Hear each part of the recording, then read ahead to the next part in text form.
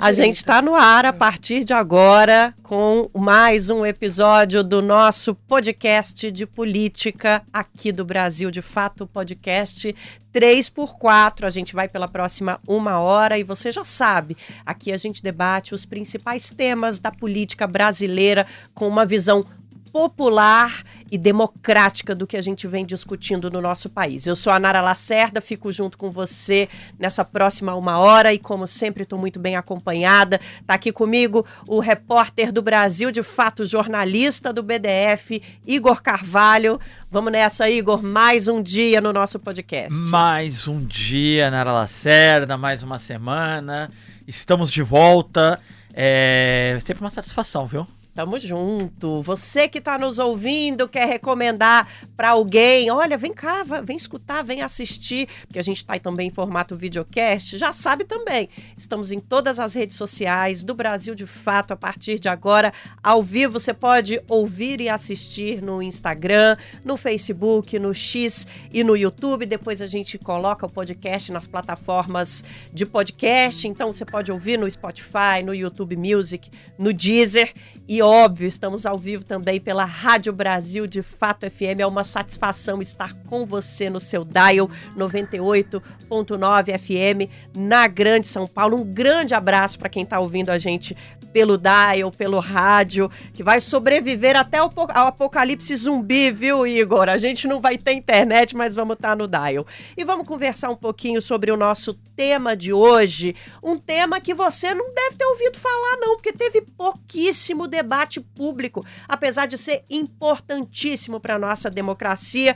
Estou falando da PEC da Segurança Pública, um dos principais projetos em tramitação nesta temporada do seriado Congresso Nacional no nosso país. Foi enviada ao Congresso pelo governo federal e aprovada na Comissão de Constituição e Justiça nesta semana. Promete mudar a estrutura das polícias no Brasil, o controle externo sobre as forças de segurança, o controle civil, e na volta do recesso vai ser tema na Câmara dos Deputados em uma comissão especial que vai analisar o texto. Mas a gente não sabe quais são as implicações práticas dessa PEC nas ruas, dentro das corporações, justamente porque o debate público foi mínimo. Então é isso que a gente vai fazer hoje aqui no nosso podcast, trazer esse assunto que muita gente nem ouviu falar, apesar da importância, para o nosso debate público e popular. Não é isso, Igor Carvalho? E, Nara Lacerda, não podíamos, para tratar deste tema, não poderíamos ter companhia melhor aqui. Exato. E eu não tô fazendo elogio de quem quer só rasgar seda. Já entrevistei Jaqueline Muniz, antropóloga, algumas vezes. E se você quer falar de segurança pública no Brasil, você precisa conversar com Jaqueline Muniz.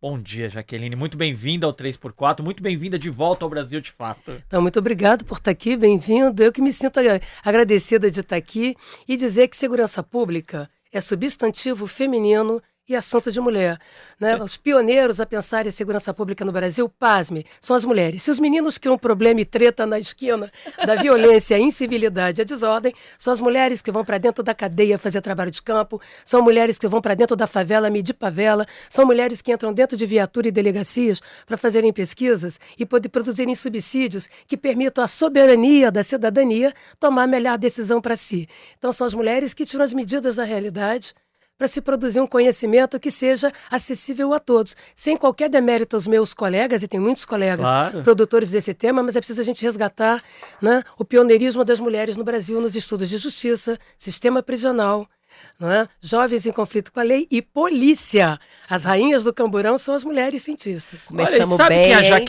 Jaqueline falando agora, e é verdade, né? Claro, jamais contestaria, mas tô me recordando aqui, Samira Bueno, do Fórum Brasileiro de Segurança Pública, Camila Nunes Dias, do NEV, Núcleo de Estudo da Violência da USP. E se nós formos para os movimentos, nós vamos encontrar a Railda, da Rede Amparar, que é quem de fato entra dentro dos presídios, faz um trabalho social lá dentro. Dona Débora Dias. E as filas em dia de visita nos presídios. Exato, Dona Débora Silva, das Mães de Maio. Então, tanto no âmbito da universidade, quanto na sociedade civil e nos mecanismos de organização, as mulheres se fazem bastante presentes na temática da violência, do crime, da segurança pública como um todo.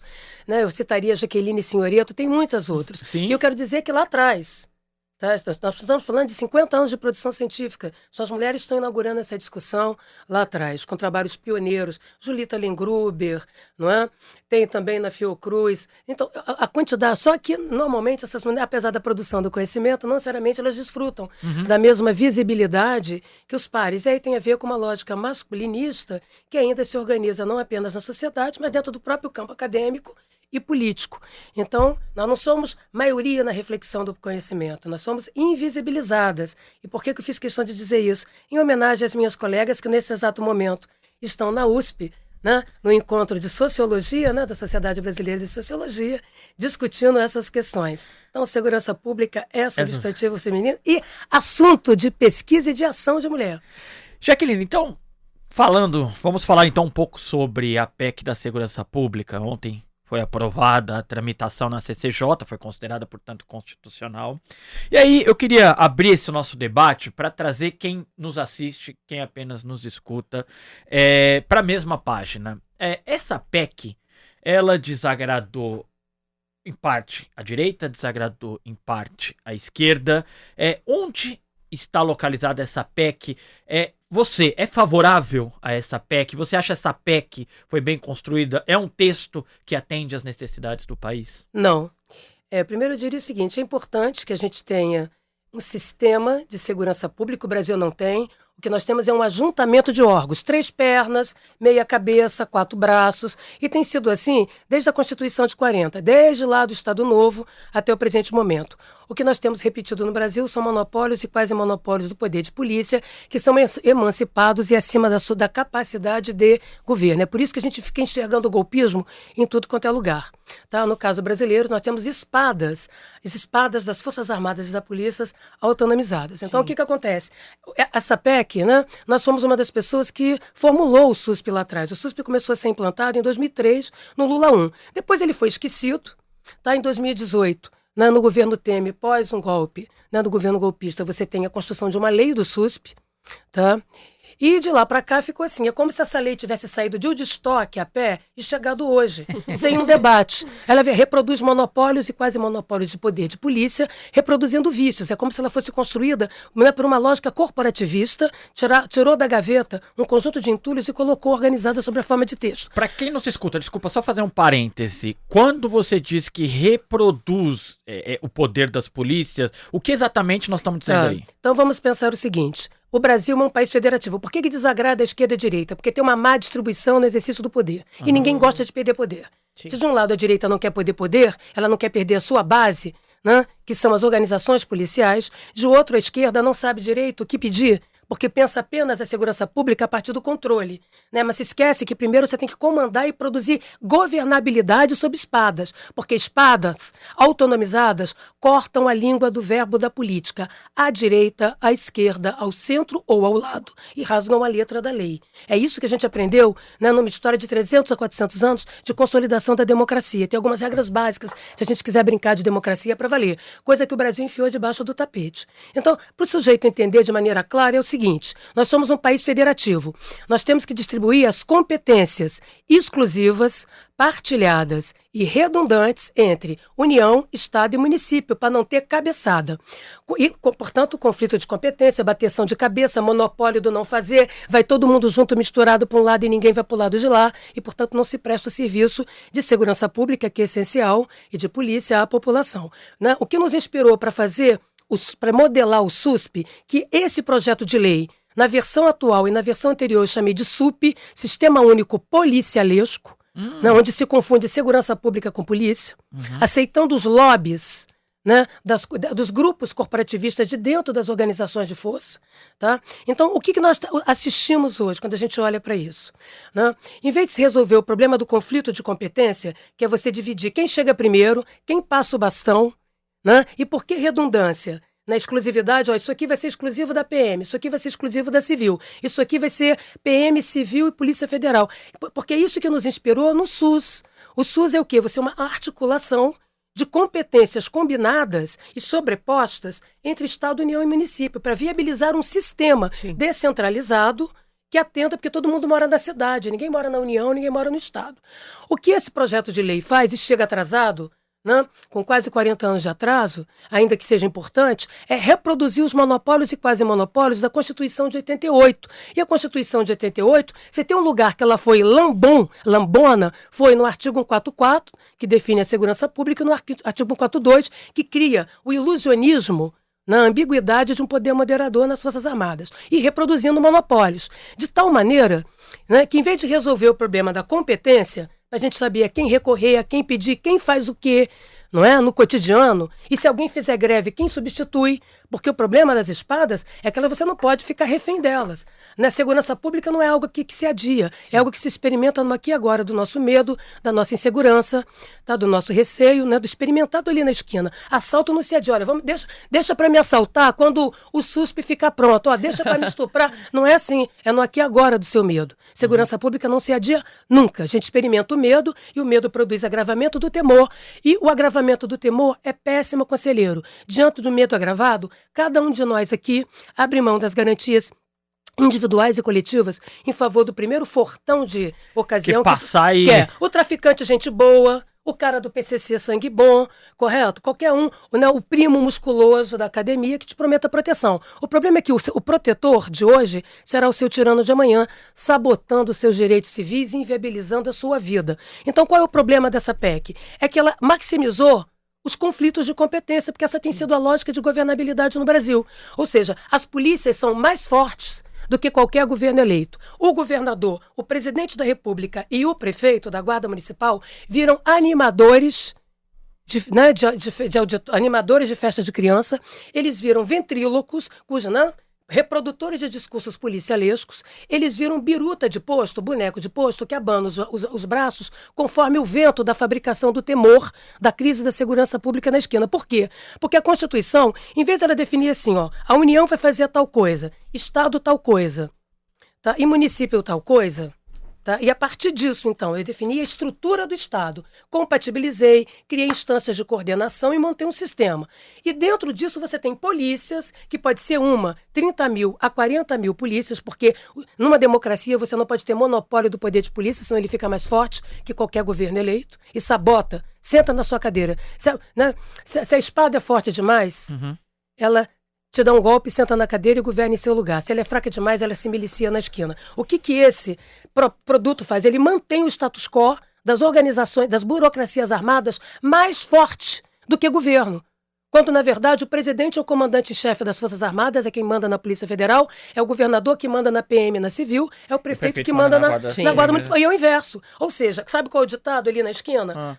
Governantes passam, as Forças Armadas, as burocracias armadas permanecem. Isso quer dizer que quando você tem as polícias acima da estrutura federativa, você não tem dispositivos de mando, você não tem dispositivos de governabilidade. Portanto, todo e qualquer plano de segurança ou plano municipal será decorativo. Você está obedecendo a lógicas corporativistas. Claro. E aí nós temos, rapidinho, Jaqueline, nós temos inclusive, que nós vamos falar daqui a pouco, né, Nara? A manutenção do medo, a manutenção do discurso do medo, ela continua uma garantia dos governadores, mas acho que a Nara quer... O medo é altamente rentável. O que funciona no Brasil, duas coisas funcionam e dão voto. A insegurança é um projeto de poder que dá voto, porque o medo, diante do medo, cada um de nós aqui abre mão das garantias individuais, vota no primeiro maluco que diz que vai responder no imediato, que vai parar o tiroteio agora, que vai fazer o ônibus voltar a circular. Mas esse protetor de hoje será, como eu falei, o tirano de amanhã. Mas voltando ao problema, o que essa PEC traz? Né? Primeiro, ela tem uma linguagem jurídica confusa, ambígua, de maneira a manter, né, uma expansão dos poderes policiais paralelos. Então ela cresceu a competência das polícias. É como se eu fizesse na saúde assim. Em vez de definir o que o município faz, eu defino o desenho do hospital. Olha, o posto de saúde tem que ser assim. A minha pergunta é, por que eu tenho que ter o desenho do posto de saúde do hospital numa Constituição, e não o desenho, não é, do que o Estado vai fazer, do que o município. Correto? Olha, meu hospital tem que ser desse jeito. Então é isso que a PEC faz. Ela pontifica, né, uma lambança política que foi a Constituição de 88 no que diz respeito aos dispositivos que dobram vontade. Porque na segurança, tudo na segurança é coercitivo. Tudo na segurança é invasivo de garantias individuais e coletivas. Tudo na segurança é coercitivo. Você coage quando previne, você coage quando dissuade, você coage quando faz a própria repressão. Então, quando isso fica desgovernado, você cria governos autônomos, que eu chamo de governos autônomos, tá? que se autogovernam e chantageam governantes eleitos, fragilizando o voto, a representação popular, a capacidade de produção de governo. E é isso que essa PEC faz. Ela aumenta o poder de polícia, ela produz bateção de cabeça. Vai dar um exemplo claro. Aqui, peraí, é que aí... Aumenta... Não, é só para fechar. Você potencializa o conflito de competência que você fingemente dizendo que vai resolver, você fortalece, são linhas paralelas. De modo que, como é que se governa? Se governa na base do fio do bigode. Tá? Ou seja, eu aumentei o poder da Polícia Rodoviária Federal, que agora briga ainda mais com a PF e com a PM, né, na hora de fazer o policiamento ambiental, porque as três fazem, na hora de fazer o policiamento viário, que as três fazem, porque eu não defini as regras, os mandatos, as competências. Eu coloquei as polícias como organizações de Estado, fragilizando as estruturas de governo. Então, o que vai ter bateção na esquina? Como vai ter bateção de cabeça, né? Na esquina, é assim que o governante governa, distribuindo chantagens e quase chantagens, porque não tem ferramentas de controle. Por isso, citar corregedoria e ouvidoria chega a ser gargalhante. Sim. A ouvidoria que é citada, ela é reativa, ela não tem capacidade de pronta resposta diante da violação, seja da corrupção, seja da violência, né, policial, do uso excessivo de força. E a corregedoria é como se eu desenhasse critérios para me autoavaliar. Eu criasse critérios jaquelinistas para dizer o quanto eu sou bonita. Tá? Porque a corregedoria ela é um dispositivo interno de controle. Nenhum dos dois funcionam sozinho. Para fechar mais um ponto sobre isso, é só MP, Ministério Público e Judiciário, em nenhuma democracia, em lugar nenhum do mundo, e eu falo isso como alguém que dá aula de sistemas policiais comparados, mundo afora, são capazes de produzir controle efetivo da ação policial, porque eles só podem controlar o depois que rolou, e não antes, isso aqui não é minority report. Produzir políticas que vão prevenir. Não, é o controle do depois. Você não controla o ato concreto da polícia, você não controla o antes da polícia agir, o durante a ação policial, você só controla o depois que rolou. E é isso, porque tem que ser assim, porque a polícia é executiva. Então, o desenho que está ali é uma distribuição de agrados, é uma distribuição de privilégios, que potencializam conflitos, os conflitos já existentes de competência, produz desgoverno, desmando, fortalece as corporações, enfraquece governantes, por isso que governador nenhum gostou. Entendeu? Porque ele está mais ainda enfraquecido. Lógico. E por outro lado... E Jaqueline, só um segundo. Acho que é importante até pra gente organizar aqui, né? E como diz o nosso querido amigo João Pedro Stedley, trazer gente sabida no programa dá nisso, que a gente vai, o roteiro vai junto, entendeu? Vou lembrar aqui aos nossos ouvintes e às nossas ouvintes que nós estamos escutando a antropóloga Jaqueline Muniz. O assunto hoje no nosso podcast 3x4 é a PEC da Segurança Pública. A Jaqueline deu uma geral crítica a respeito desse texto. A gente vai destrinchar os pontos que ela trouxe, inclusive o controle social. Essa crítica a Ministério Público, corregedorias, é muito importante porque a população precisa entender. E eu quero também explicar para vocês uma sigla que a Jaqueline trouxe, a SUSP, né? O que é SUSP? É o Sistema Único de Segurança Pública. É colocar na segurança pública a lógica que a nossa Constituição traz, por exemplo, para o nosso sistema de saúde, que seria uma segurança pública com papéis determinados entre o governo federal, estados e municípios, mas de maneira a não bater cabeça e que garantisse que as nossas polícias não tenham o que a Jaqueline muito bem chama de espadas que se autogovernam, que a democracia tivesse incidência sobre o controle dessas polícias para a gente evitar, por exemplo, golpes, como a Jaqueline trouxe aqui. Só um segundo que a Nara falou Sistema Único de Saúde e Segurança Pública. Sistema de segurança. Sim. Sistema Único. Olha como isso é importante. É a cobertura. Para Nara amarrar. Eu só queria entender, Jaqueline, porque você traz a noção de Sistema Único de Segurança Pública, o SUSP, que é uma criação de uma lei ordinária em 2018. Essa proposta do governo federal, ela fala em dar status constitucional ao SUSP. Por que, na sua opinião, isso não funciona e você traz essa figura do SUP, o Sistema Único Policialesco? Para quem está nos ouvindo entender bem, vai dar status constitucional, mas não vai funcionar? Como é que isso entra? Não vai funcionar. Primeira coisa é a seguinte, não é problema algum que se constitucionalize. É importante se constitucionalizar, né? Para que assim como o Sistema Único de Saúde, o Sistema de Cultura, o Sistema de Assistência Social, o Sistema de Segurança Pública, que nos inspirou. Não, eu queria dizer que eu sou uma das coautoras de criação do SUSP lá atrás. Sim. E que o SUSP foi criado e implantado no primeiro governo Lula, no Lula 1, em 2003, eu estava lá no MJ, exatamente para implantar e criar o sistema de dados e os mecanismos de controle. Tasso Genro, né? Né? Antes do Tasso Genro, era o mais baixo dos ministros. Eu era diretora lá no Ministério da Justiça para fazer a reforma da segurança pública.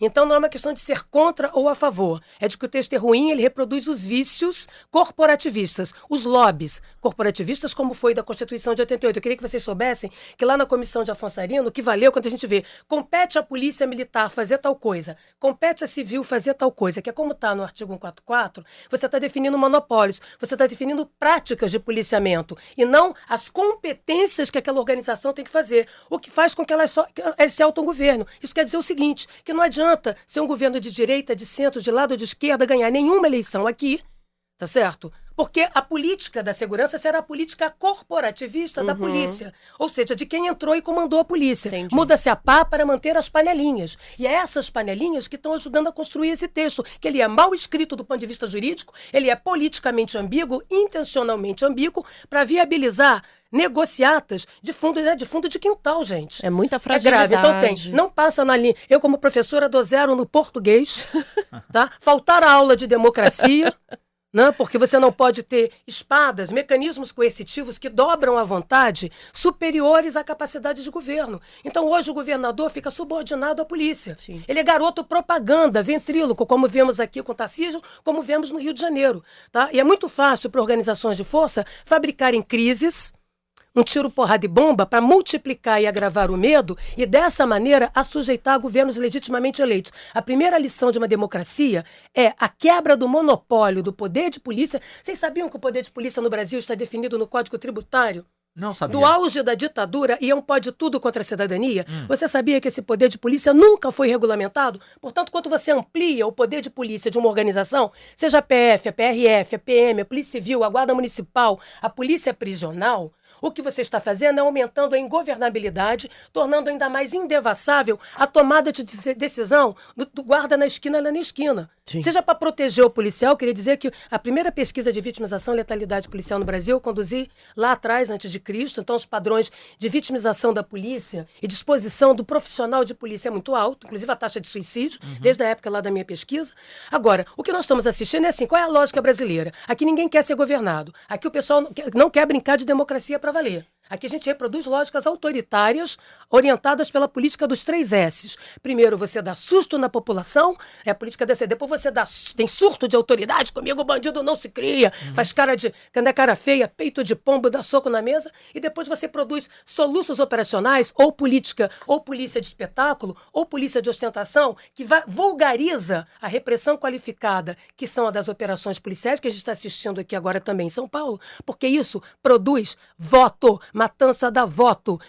Então, o que está acontecendo? Essa proposta, o que ela faz é ela reproduz as lógicas corporativistas brasileiras. Todo mundo é autônomo. Não tem recebendo governo. uns Percebe? Não há comentários. governo. Todo mundo é autônomo. Então, as polícias, e mais, do jeito que está desenhado, você potencializa ainda mais o conflito de competência entre a PRF, a PF e a PM. Você aumenta o conflito de competência entre a PRF e a Polícia Civil, porque então da onde vai sair a coordenação? Não sai dali. Tá. Não existe ali. Queria, Jaqueline, tirar uma dúvida, assim, pra gente trazer quem tá em casa, pra gente trazer pra um lugar confortável nessa nossa conversa aqui. Quando você fala que haverá uma confusão na competência das polícias, o que o SUSP da PEC, ele propõe exatamente. Vamos tentar desenhar para as pessoas em casa. O presidente da República, o ministro da Justiça, passa a ser o grande comandante das polícias. Estou errado? Não. O ministro da Justiça passa a ser o grande comandante da segurança pública no país. Não, ele passa a ser um dos... Ele não é o ministro da Justiça. A Senasp, o ministério, passa a ter uma função coordenadora que já existe na Constituição. Certo. Mas hoje ele não tem nenhuma influência sobre a política de segurança pública nos estados. Eu diria o seguinte, hoje, o primeiro ponto é o seguinte... eu queria só fazer uma correção histórica, claro. Que é, quem criou o SUSP foram os técnicos que formularam o plano de governo do primeiro governo Lula e até hoje seguiram contribuindo para todos os planos de governo de Lula-Dilma. Eu sou uma das pessoas que fui relatora do último plano de governo, como participei de todos desenhando. Que pena que não seguem, o que nós fazemos, o que nós sugerimos e o que nós tivemos lá dentro. Então, quem criou o SUSP foi Lula, mas o próprio governo de esquerda abandonou o SUSP de tal maneira que tirou a azeitona de sua própria empada e entregou essa azeitona para o Temer. É o Temer que vai fabricar, com Jungmann, a lei do SUSP, tá? Que é uma lei ruim também, é uma lei de coleguinhas, é tudo invertebrado. Raul Jungmann. Ali a lei, ela tem alguns passos importantes, mas é assim, parece assim um molusco, sabe? Uma coisa invertebrada, uma geleca, tá? Porque não tem essa estrutura. E por que não tem que ter? É para agradar as lógicas corporativistas das burocracias e do Estado. Ó, cada um faz o que bem entende. Faz aí de qualquer maneira, por qualquer um, não me traga problema. Então essa tem sido a lógica de bastidor, né, de como se lida com a segurança pública no país. Não tem pacto federativo, a PEC não reestrutura o pacto federativo e, dessa maneira, fica, né, potencializa ainda mais o conflito de competência que surgiu na Constituição Autoritária de 67, com a distribuição de monopólios, isso aqui é meu, isso é seu. Tá. Desculpa, só pra gente voltar àquele ponto. Então, o ministro da Justiça... Não, ele não manda. Ele não nunca mandaria. Lula mandaria. Não, o Lula manda. Vamos nós, é porque é muito engraçado que é o seguinte. Olha como é que é interessante. O Departamento de Polícia Rodoviária Federal, o Departamento de Polícia Federal, eles estão dentro do Ministério da Justiça e da Segurança, certo? Lembrando aqui que nós, progressistas, desenhamos o Ministério da Segurança Pública porque era necessário criar esse ministério para poder ter prioridade política, orçamento, para fazer a reforma da segurança pública no país. Aqui a gente não quis isso, o Lula, todos os planos, o Lula topou e toda vez que vai para o governo ele abre mão. Né? Abrir mão, né? Sob a lógica do junto e misturado. O problema do junto e misturado é que ninguém faz nada. Hoje, debaixo do Ministério da Justiça, existem 5 políticas a serem tocadas, as quais a população não conhece. Tá? Ali dentro. Então, vamos voltar. Vamos voltar. Então, nós estamos aqui. Hoje, a PEC da Segurança Pública, ela determina um regimento único. Vamos voltar. Não tem isso. Não tem regimento único nenhum. Aquilo ali não tem nenhuma ferramenta de governabilidade, de gestão. Correto? É só um ajuntamento. Continua mantendo o ajuntamento de órgãos.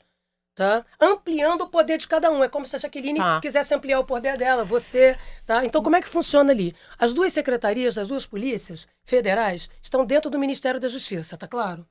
PF, PRF tá? E Senasp. Elas não estão debaixo da Senasp. Elas estão no mesmo status. A Senasp é a Secretaria Nacional de Segurança Pública. Secretaria Nacional de Segurança, PF, PRF. Aqui em cima, ministro e o comandante em chefe das Forças Armadas e das Polícias Federais é o presidente da República. O que isso diz? Isso diz que a Senasp impõe regra para Estado e município, mas não manda porcaria nenhuma na política da PF e nem na política da PRF. Então a PF faz a política que ela quer a partir da escolha do presidente da República de quem é o seu diretor, tá certo? Com o seu grupo ali escolhido. A PRF é a mesma coisa e dão uma banana para a Senasp. A Senasp gosta de pagar regra, tá?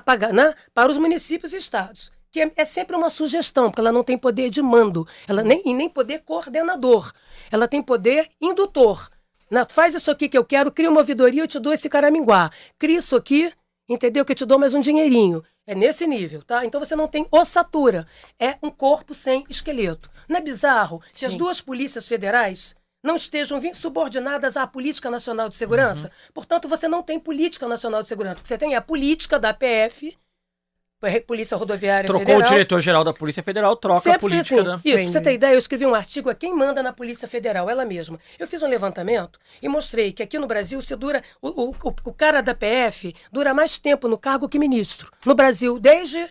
O Cabra é o diretor-geral da Polícia Federal. Desde Sarney para cá. E os 2 momentos em que tivemos impeachment foram 2 momentos de encastelamento, curiosamente, de encastelamento da direção da PF, que cruzou os braços durante o impeachment de Dilma, o impeachment do Collor com Romeu Tuma, e depois que ficou 7 anos encastelado, assim como Edgar Ruff ficou 40 anos encastelado dentro do FBI, produzindo um autogoverno, gerando um governo, não é paralelo, um governo autônomo em relação ao voto, em relação, né, a quem foi eleito legitimamente. Então, a bizarrice já começa dentro da estrutura do Ministério. Perceba que as polícias são autônomas. Aqui no Brasil ninguém gosta de obedecer ordem. Ninguém, entendeu? Né? Eu faço por mim. Então todo mundo tem autonomia. Lista tríplice no Ministério, no MP, lista tríplice na universidade. Eu não estou dizendo que não tenha que ter. O que eu estou tentando mostrar é que não se produz dispositivos de governo. Então cada um é o bloco do eu sozinho federal, bloco do eu sozinho municipal e bloco do eu sozinho estadual. De modo que o cidadão ali na esquina, que vai passar por um tiroteio, pelo tiro, porra de bomba, pelo assalto, ele está entregue a si mesmo. Tá? Então, a política de segurança é uma fantasia de um guarda-chuva, uma vez que desde lá de cima a PRF está aqui, a PF está aqui, a Senasp está aqui. O ministro sugere coisas, ele não manda nada nas duas polícias. Não tem ferramenta de mando de vertebração. Para começar, isso qualquer ministro, não é o Lewandowski. Todos, porque essa é a estrutura da autonomização. Todo mundo é autônomo, ninguém presta contas a ninguém. Você está entendendo? No principal poder que uma sociedade livre e plural entrega ao Estado para administrar em nome dela, que é o poder de dobrar a vontade na esquina, Sim. que é o poder de polícia, que é o poder coercitivo. É isso que as democracias fazem. Você quer estabilidade no exercício do poder? Você quer previsibilidade? Você quer rotina, regularidade? A primeira dimensão da democracia para garantir governos legitimamente eleitos, seja de direita, seja de esquerda, seja conservador, seja progressista, é o controle das espadas. Coisa que no Brasil virou descontrole audaz. Espadas sem tutela. É isso que temos aqui. E a PEC pontifica isso na Constituição. Isso. Era isso que eu ia perguntar. Um modelo que veio da ditadura. Porque é em 1967, na Constituição, que você pontifica monopólios e quase monopólios, rompendo com as regras da democracia. E numa história de guerra, de paz, de mais de 400 anos no mundo ocidental. Você olha para isso, é assustador. É um jogo de lobismos, é um jogo fisiológico. O que está em jogo é fortalecer dinâmicas corporativistas de status quo, o que faz mal à saúde das próprias polícias, porque fica assim, o grupinho da Jaqueline assumiu o comando da PF, da PRF, da PM ou da Civil, né, ela faz a política dos seus camaradas, e não a política de polícia. O que o Brasil precisa é uma política de segurança debaixo dela, tá? Uma política de polícia, das polícias, e depois uma política de policiamento, para que isso seja cobrado nas ruas, para que a sociedade controle. E não é isso que a PEC faz. A PEC é uma distribuição de privilégios entre coleguinhas, entre gente que está sentada numa sala de ar refrigerado, uma gente Sim. branca sentada na sala de ar refrigerado, um bando de homem branco falando javanês numa sala de ar refrigerado e brincando de Princesa Isabel. Olha, então não tem fundamento histórico, não tem fundamento empírico, reproduz todos os vícios e, na lógica do regime do medo, prática de exceção, né, na multiplicação do medo, que dá voto, tá? O que se fez foi, aqui no Brasil, ampliar. assim, pegar o agente penitenciário e transformar em polícia. Pegou a PRF e ampliou o poder. Eu não sou contra isso, eu acho que ela é uma polícia viária, sim. Inclusive, eu sugeri à PRF que ela fosse a política da logística, da mobilidade em larga escala. Tem muita gente com dúvida aqui. Deixa Tá, só a não, gente fazer Tem muita coisa boa na PEC, quer dizer, qual é a minha proposta? Melhorar Queria- aquilo ali. Tem como melhorar? É assim que eu abro a minha discussão. Tem. Eu sou uma das pessoas que ajudou a criar o SUSP, sim. Quero que o sistema de segurança pública seja constitucionalizado, para ter uma estrutura de Estado, mas estrutura de Estado com capacidade de governo. Porque eu não vou brincar de golpismo. Claro. Eu já vi isso na Venezuela, eu já vi isso em vários países, já vi isso no FBI, né? Mas com e os macatismo. fundos, ô Jaqueline? Mas, Acho que seria legal falar um e pouco acho sobre... que antes também a gente dá uma resumida um pouco no que a Jaqueline trouxe e a gente vai ter espaço aqui para você falar do que dá para melhorar. Mas o que a Jaqueline está falando, e olha, Igor, foi exatamente o que eu senti, e acho que você também, quando a gente leu a PEC para fazer o roteiro, ela não muda problemas estruturais. Não. E é isso que a Jaqueline está trazendo aqui para vocês e para a gente. Ela não muda os debates sobre democracia na segurança pública que a gente faz aí há décadas no Brasil. Agora, tem um detalhe que eu queria conversar com você muito, Jaqueline. A gente está falando desse escopo geral da PEC, mas ela também fala sobre o Fundo Penitenciário Nacional. Pois é. Tem 3 problemas sobre isso. Por favor, vamos lá. Primeira, olha bem, a lógica da concentração de poder. Você Também não no fundo. Também no fundo. É todo mundo concentrando o poder. Tanto é que a Comissão de Justiça aprovou, mas assim, desidratando a ideia de concentrar o poder. Porque aqui no Brasil, a lógica de exercer autoridade é uma lógica liberal autoritária. O sujeito acha que tem poder quando ele dá soco na mesa e manda. Ele não sabe governar. Aqui nós odiamos produzir consenso. Nós detestamos o lugar de fala. A gente adora lugar de falha, que é apontar para o outro. Então, em vez de você produzir consenso a partir da diferença, né? Qual o problema de você ter uma proposta conservadora? Nenhum. Qual o problema de você ter uma proposta progressista? Vamos pro pau, vamos debater, vamos ver qual é melhor. Aqui não. Aqui nós odiamos a ideia de... Né, nós negamos o conflito. Isso vai se reproduzir na lógica do fundo, que é junto e misturado para ninguém ter responsabilidade. Aqui a responsabilização é difusa, percebe? Tá. Aqui a gente atribui culpa aos outros. Então como é que funciona? Você vai lá e pega o dinheiro do fundo penitenciário. Eu queria deixar claro que o antigo FUNPEN, que é o Fundo Nacional Penitenciário, é o salvador da pátria do sistema prisional brasileiro, que é caótico. Por que ele é o salvador da pátria? Sabe aquele dinheirinho que entra na sua conta, aquele R$300 que salva você na conta de luz quando sobe? Opa. Que tem uma infiltração na sua casa? Você fala, gente, de onde eu vou arrumar, tirar? Porque o meu ordenado está todo comprometido, a minha grana está toda comprometida. Então, é esse dinheirinho do fundo que permite melhorias substantivas, né, e aprimoramentos no sistema prisional, a sua democratização. Por quê? Porque o sistema prisional brasileiro se prende muito, se prende mal, ele é oneroso, ele é caro e desumano. Então, como o gasto dos estados é, sobretudo, custeio, a possibilidade de investimento em melhorias no cumprimento da pena, né, para aqueles que estão cumprindo a pena, porque o negócio não é não prender, prender e prender direito. Tá? Prender direito, prender bem. Tá? Para não ter desmoralização, impunidade, né? E você não organizar o crime de dentro das cadeias, porque hoje o preso é uma commodity, tá? Correto? Por isso que matar bandido, né, é um negócio meio ruim. Matar bandido é ruim, você sabe por quê? Porque ele agrada ao crime organizado, à polícia corrupta, todo mundo sai satisfeito, menos o cidadão. Porque você mata a galinha dos ovos de ouro, da inteligência e da investigação. Pro crime é ótimo você matar um bandido, que é menos um que ele tem que sustentar na cadeia e a família na rua, com advogados. Pro setor corrupto das polícias é ótimo matar, porque é menos um para denunciar. Mas aí você tá falando do fundo penitenciário, como funciona, momento. Então. Perceba a importância do fundo. É o fundo penitenciário, o dinheiro do fundo, que permite oxigenar e tirar a pressão da panela de pressão das cadeias no Brasil. Tá? Ou seja, é um valor que não está previsto no orçamento dos estados e que eles podem acessar. Mas existe algum tipo... Eles têm que cumprir algum tipo de norma o que eu quero explicar é o seguinte. Então, meta para acessar esse fundo? Tem, tudo isso. Todas as políticas públicas, todo o dinheiro do Estado é auditado pelos tribunais de contas, por políticas. Essa não é a questão. Qual é a lógica concentradora do poder?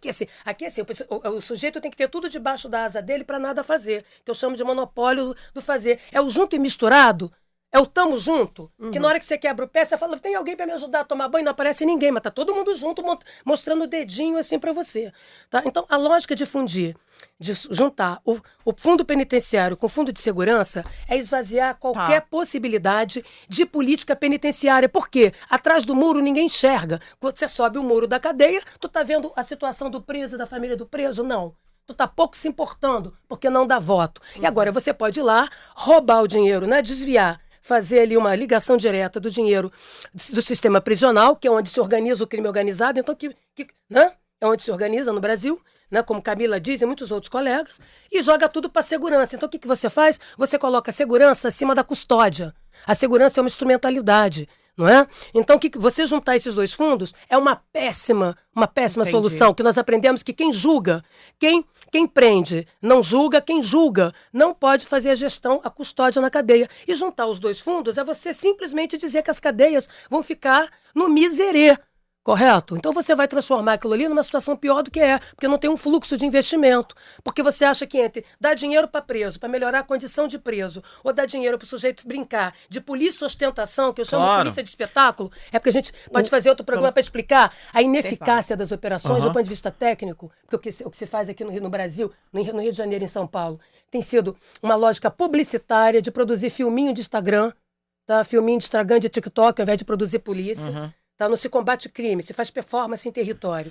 Né? Então, o que está se fazendo agora, essa proposta, ela é bizarra, porque ela esvazia aquela parte que é invisível, que ninguém vê, e que vai continuar estruturando o crime organizado. Ou seja, você diz que vai combater o crime e a primeira coisa que você faz é secar os financiamentos, porque é óbvio que entre a segurança e a prisão, a quem você vai dar dinheiro? Para a polícia ou para o preso? Para a polícia, ali na esquina, porque é visível. Você não enxerga o que acontece dentro da cadeia, mas você enxerga o policial fazendo polícia ostentação na esquina, que é o que se faz hoje para produzir espetáculo, não é? Em estama grave, em vez de produzir, o que põe em risco os policiais. Por isso aumentou a taxa de suicídio, por isso também aumentou a vitimização policial como um todo, né? Porque o sujeito não aguenta a forma como o policial, como ele está sendo explorado. Então isso é um erro. Outra coisa, a guarda municipal é uma vergonha a maneira como está no texto. Eu digo vergonha porque é mesmo.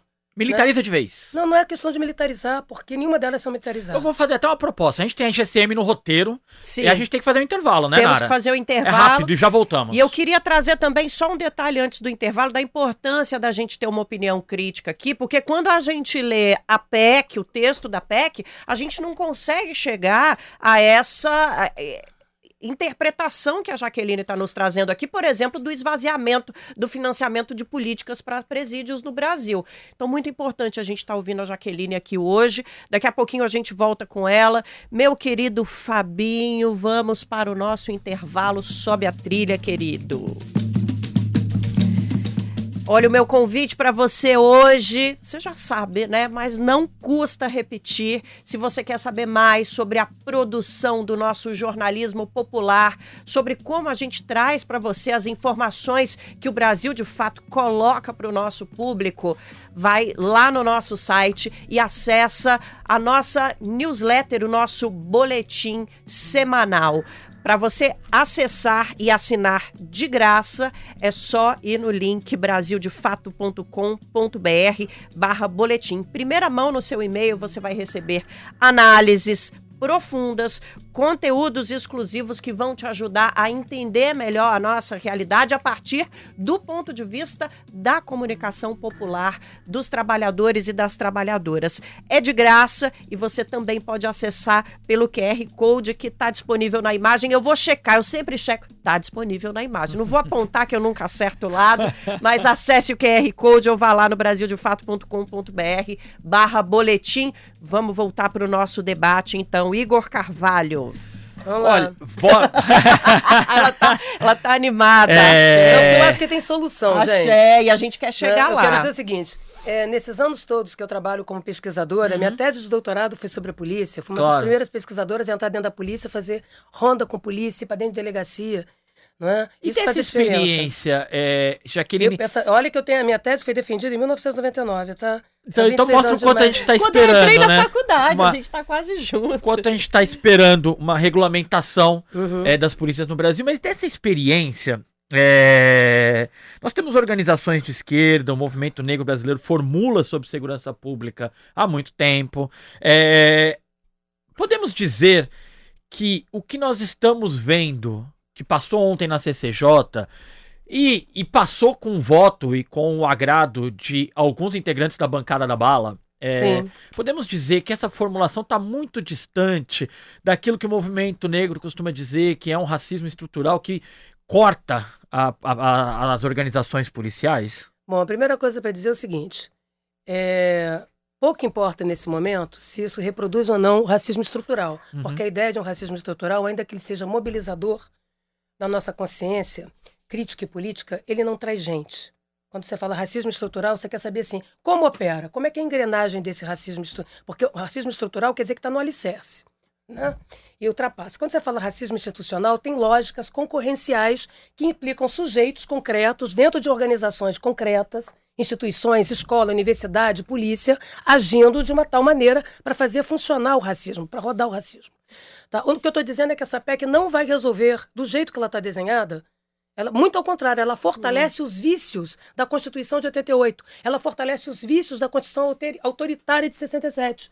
Porque em vez dela pensar o sistema de segurança, ela pensa privilégio, ela distribui. Ela fortalece os poderes das polícias e distribui esses poderes a despeito da sociedade, do Estado, do governo. E não importa em quem você vota, não importa o que o cidadão está pedindo de segurança na esquina. Então essa é a primeira coisa. Se você não está controlando o uso excessivo de força, se você não controla o emprego coercitivo da ação de polícia, o que a polícia faz no cotidiano? Produzir obediências. É isso que ela produz. A polícia não produz outra coisa. Tá? Então esse é o primeiro ponto. Se você não comanda isso, todo dia você vai ter um caso ali. Ali, acabou de dar porrada. Porque o Congresso brasileiro não pensa o racismo como algo institucional. O racismo no Congresso brasileiro, de 1945 até 2024, e falo isso como alguém que tem uma pesquisa em andamento, não só minha, mas que eu coordeno, que levanta toda a produção legislativa no Brasil, de 1945 até 2024, sobre raça, etnia, segurança pública, tá? E religião. Pasmem, porque eu não tenho tempo de falar disso, porque se vocês me chamam que essas pesquisas eu vou apresentar, estou apresentando agora lá na USP, tá? Pasmem, o racismo é um problema pessoal. Você sabia que o racismo no Brasil é um problema de caráter? Porque nós temos uma igualdade racial, a fábula das 3 raças, né, de uma mistureba supostamente até democrática, hoje, que oculta as desigualdades e as exclusões. Tá? Então isso é muito sério, porque de lá dentro nós não vamos esperar agenda propositiva, substantiva para população LGBT, né, e outros grupos sociais minorizados. Então o que eu quero dizer é, a PEC tal como está, o guarda na esquina tem total liberdade discricionária. Entendi. Porque não se controla a capacidade de comando da polícia. O comandante da PM, ele é uma rainha da Inglaterra hoje, e será. O chefe da Polícia Civil, ele pede por favor, funciona como animador animador de auditório, porque você não tem estruturas, mecanismos que deem estrutura. Isso já é assim no Brasil. A PEC teria que resolver esse problema de competências, uma repactuação federativa. Cada um fazendo um troço, e o que a gente faz junto? Por que tem que ter competências partilhadas? Porque com a segurança pública não se improvisa, sabe? Você não pode fazer greve e deixar a população... Olha, deixa para ser assaltado quando a polícia parar a greve. Sim, sem dúvida. Deixa para ser estuprado e a polícia chegar, né? Deixa para não perder seu celular quando a polícia estiver passando. Não é assim que funciona. A segurança pública é o aqui agora do nosso medo, o aqui agora da nossa incerteza, da nossa insegurança, o risco real vivido na esquina. Do jeito que está desenhado, é agradinhos para lá e para cá das burocracias armadas na contramão da democracia. É disso que se trata. A fusão de fundos é aumentar o poder de quem senta na cadeira para barganhar, porque não tem mecanismos de accountability, não tem mecanismos de responsabilização. No lugar da responsabilização, tu mete uma culpa. E aí o filósofo Homer Simpson diz, a culpa é minha, eu ponho onde eu quiser. Jaqueline. Você tá claro? Então, esse é o problema. A PEC, eu entendo que o Lewandowski, eu como alguém que sou colaboradora deliberada do PT, do PSOL, ajudei a desenhar todos esses planos de governo, né, desde o Lula 1, eu entendo que ele tem boa vontade. Correto? No entanto, a PEC é cheia de vícios. Tem que ler aquilo ali com lupa. Tá? Sim. O mundo da lei não é a lei do mundo. Esse é o recado que eu mando para o ministro. O mundo da lei, ele é abstrato. As leis do mundo são outra coisa. Tá? E o que nós estamos fazendo é reempoderando ainda mais as burocracias armadas, fragilizando o policial, que vira mercadoria política na mão de dirigentes corporativistas, e não resolvemos o problema da bateção de cabeça. Eu vou dar um exemplo. PRF. Agora todo mundo vai brincar de meio ambiente. Certo? Então, na hora que você pega uma ocorrência concreta, pegou um passarinho dentro do seu carro aqui na Avenida Paulista ou na Barra Funda. Faz como? Quem chega primeiro? Quem passa o bastão para quem? Correto? Certo. Então aqui se aumenta o poder de polícia para se aumentar orçamento e capacidade de pressão dentro do Congresso e dentro de gabinete. E eu queria chamar a atenção que polícias autonomizadas sentam na cadeira do governante, algemam o governante dentro da cadeira, né? Governam no lugar dele. E isso é o que a gente tá vendo em São Paulo, Derrite governa no lugar do Perfeito. Tarcísio. Tarcísio é animador de auditório. Exato. Lá no Rio de Janeiro se governa no lugar do Castro. Eles são apenas... Por quê? O que eles querem? Saldos operacionais que eles possam apresentar, corpos e coisas apreendidas, e para isso é preciso ter a multiplicação do medo, para a gente não conseguir enxergar. Jaqueline, Isso não produz menor controle sobre o crime organizado. Se você me permite, nós alertamos aqui, Nara deve lembrar disso, quando ainda da eleição, quando o Tarcísio de Freitas anunciou o comando da polícia, nós alertamos que em São Paulo, o Tarcísio de Freitas estava colocando pela primeira vez, São Paulo tem uma tradição de operadores do direito no comando da segurança pública, o Tarcísio estava colocando um policial, isso traria problemas, né, Nara? Inclusive, na relação polícia militar e polícia civil, que historicamente, ela é um problema em São Paulo. E aí... Posso fazer um comentário sobre isso? Eu queria só pedir um detalhe técnico isso, Nara, por favor. Um detalhe técnico. Jaque, a gente precisa que você fique mais no microfone, porque tem até ouvinte aqui que tá falando, eu quero ouvir a Jaqueline. Então, vamos nós. A primeira coisa é a seguinte, não tem problema nenhum. Se o Tiririca quisesse ser, entendeu, secretário de segurança, tá? Gilberto Gil, Maria Bethânia como secretária de segurança... Né, eu preferiria que fosse a Rita Lee, né? Quando eu tinha minha banda, tocava, não sei o que, a minha inspiração estética, artística, sempre foi muito Rita Lee. Não há problema algum. Você é um cidadão brasileiro, você pode se candidatar ao que bem entender e ser escolhido porque é um cargo político. O problema não é ser policial. O problema é o tipo de a construção discursiva, quer dizer, o tipo de política que se faz. Essa é a primeira questão. Então, o Derrite, ele não chegou muito alto na hierarquia da Polícia Militar de São Paulo, o que gera sérios problemas na cadeia de comando e controle.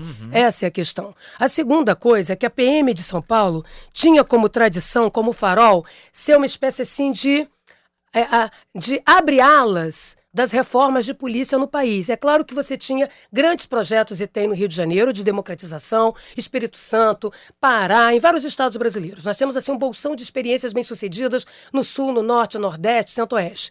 No entanto, a PM, a maior polícia do país é a Polícia Militar de São Paulo, né? Por exemplo, hoje ela tem 90 mil. Ela não tem um desenho de governo capaz de comandar 90 mil pessoas. Nem aqui, nem na Índia, nem na Rússia, nem em lugar nenhum. Por isso é que você tem que descentralizar a polícia para possibilitar a capacidade de comando em tempo real, porque a polícia atua no aqui e agora do nosso medo, tá? Então, como ela é permanente nas ruas e a ação de polícia é individual na maioria das vezes, você precisa que ela seja descentralizada, né? Ou seja, ela seja localista. Então, a polícia da Barra Funda não é a polícia da Paulista, ainda que sejam todas da mesma organização, né? Porque a polícia vai ganhando a cara da sua territorialidade, tá? Uma coisa é a polícia na Brasilândia, outra coisa é a polícia na Cidade de Tiradentes, outra coisa é a polícia nos Jardins, Higienópolis, Alto de Pinheiros, né, Perdizes, onde quiser. E é para ser assim. Para quê? Para você maximizar, possibilitar o controle da sociedade sobre a polícia, porque a sociedade vê tudo que a polícia faz.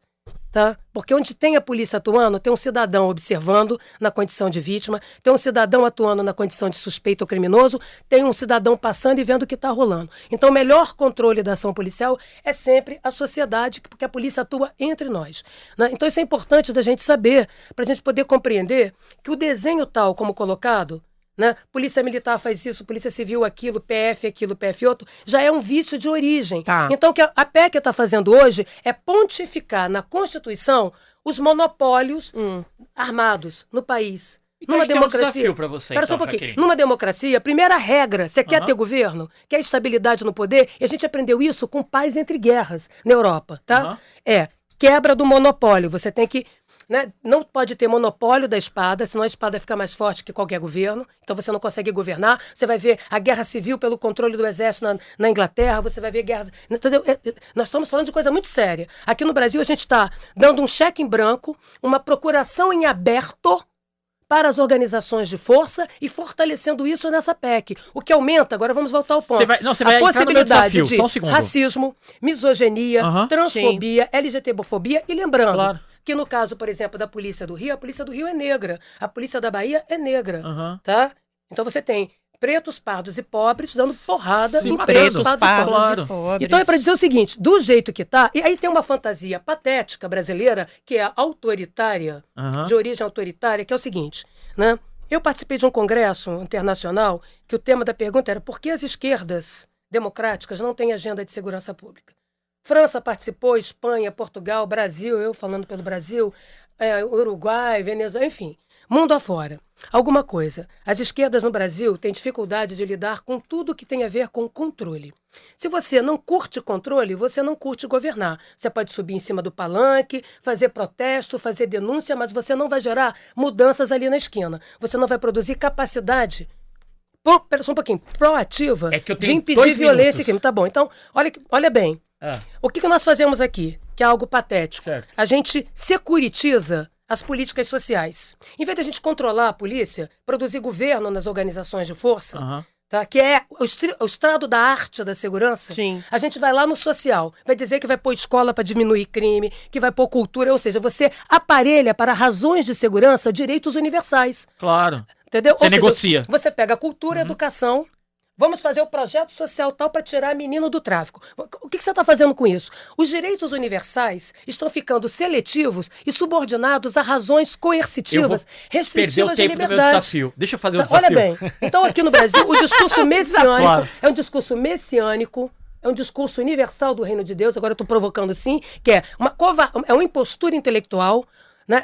Não tem evidência científica nisso, ao contrário, é aparelhamento das políticas sociais. A gente faz projeto social de redução da violência. Agora, subordinar a política de educação, a política de cultura, a política de saúde e de melhorias no espaço urbano a razões de segurança, nada mais autoritário, nada mais tutelar, né, que reproduz a tradição brasileira. Então, o que acontece? Setores que não querem pôr a mão na sujeira ficam brincando de social.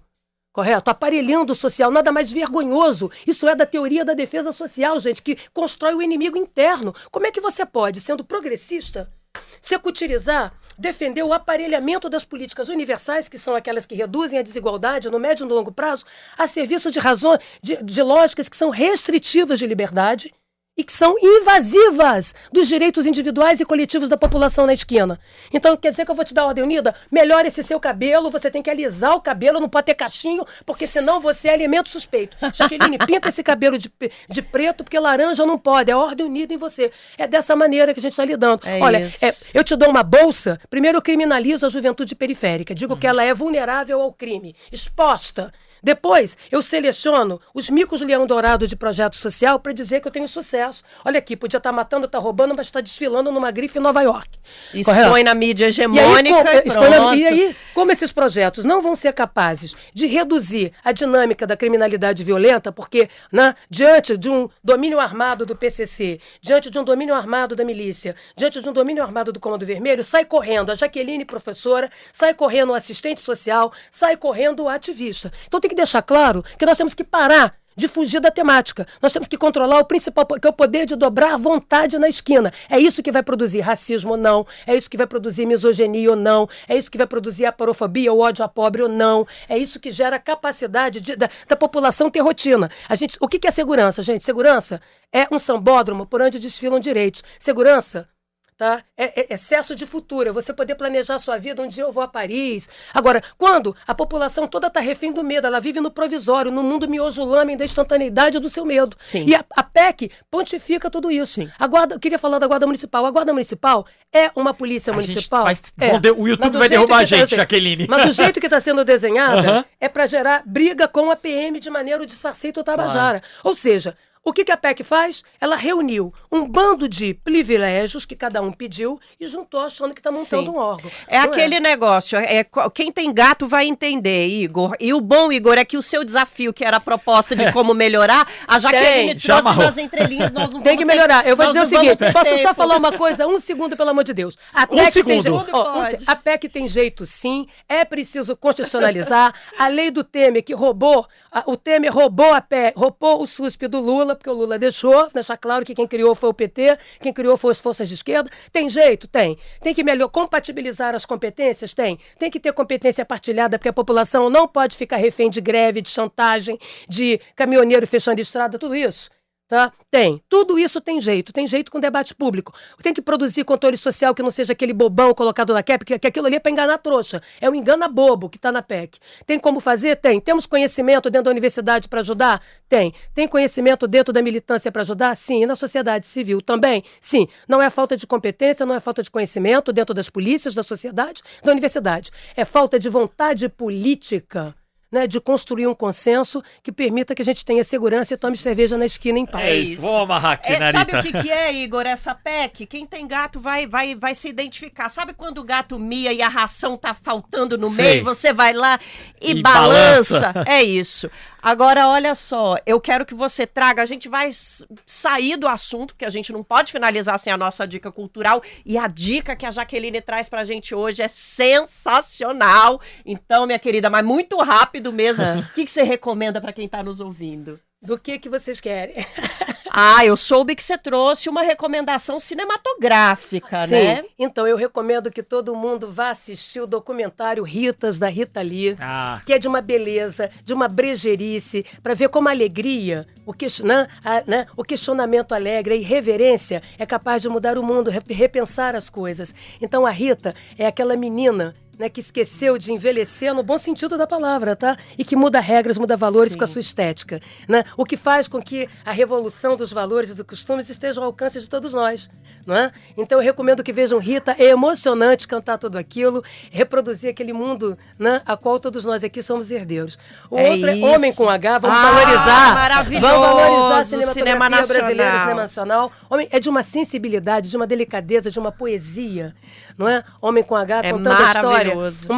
Pedaços, né? Flechas da história de Ney Matogrosso, o que nos ajuda a nos construir como sujeitos. Quando eu assisto Rita e assisto Homem com H, eu tenho vontade de continuar abraçando as pessoas, em busca das pessoas, experimentar a minha identidade, querer brincar de ter identidade sim, como mulher, né? Como alguém que veio de baixo. Né? Isso nos dá um exercício da liberdade, uma liberdade que é igualitária, né? Uma liberdade em que a gente pode ser diverso, diferente, diverso e igual. Então são duas coisas que eu recomendo que a gente sai feliz dali. Façam isso, vocês que estão nos ouvindo. A gente queria ficar aqui escutando a Jaqueline falar sobre segurança pública horas e horas, porque o assunto rende muito, mas infelizmente a gente tem só 1 horinha para essa conversa, mas deu para entender, né? Não houve debate público sobre a PEC da segurança pública, que é um assunto primordial para a nossa democracia. Então a gente tentou trazer um pouco desse debate aqui, e você que está nos ouvindo, fique de olho na tramitação desse texto, que é um dos grandes assuntos assuntos do Congresso E aí, Nacional. Nara, se você me permite, é importante que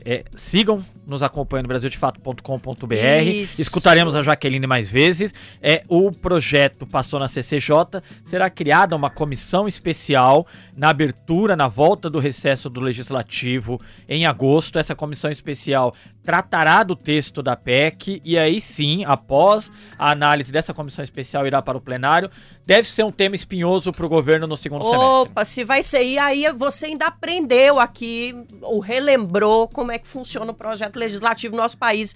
Como um podcast político, é sempre bom a gente trazer esses detalhes que o Igor trouxe de como funciona a tramitação, porque você também precisa saber disso. Obrigada, Jaque, valeu demais. Você, gente, me chamem pra próxima, que a gente tem que brigar muito. Vamos. Né? Em lei, a gente muda a vírgula, mudou a palavra, mudou o mundo. Certo. Então vamos reconstruir essa PEC, que ela é importante pra nós, Bora. mas não desse jeito. Ô, Igor, não vou te dar tchau, não. A gente vai se ver na redação daqui a pouco. Até semana que vem no estúdio. DJ Sobe a Trilha para os nossos créditos. E você manda o seu recado, viu? Nas nossas redes e pelo e-mail. O 3x4 é apresentado por mim, Nara Lacerda, e pelo meu colega de redação, Igor Carvalho. Coletivamente fazemos o roteiro deste podcast que vos fala. Os nossos comentaristas fixos são Juliane Furno, João Pedro Stedley, José Genuíno, Joselício Júnior e Valério Arcari. Direção Camila Salmásio, produção Letícia Holanda, trilha sonora original Alejandra Luciani, edição e sonorização Fábio Balbini, identidade visual Rafael Canoba e no Brasil de Fato, coordenação de redes Rafaela Cury, coordenação de rádio e TV de Muniz e Ravena e direção executiva de Nina Fidelis. Agora você fica com muita música aqui na Rádio Brasil de Fato. Para quem tá nas redes, vem para nossa Rádio FM e até semana que vem com mais podcast 3x4.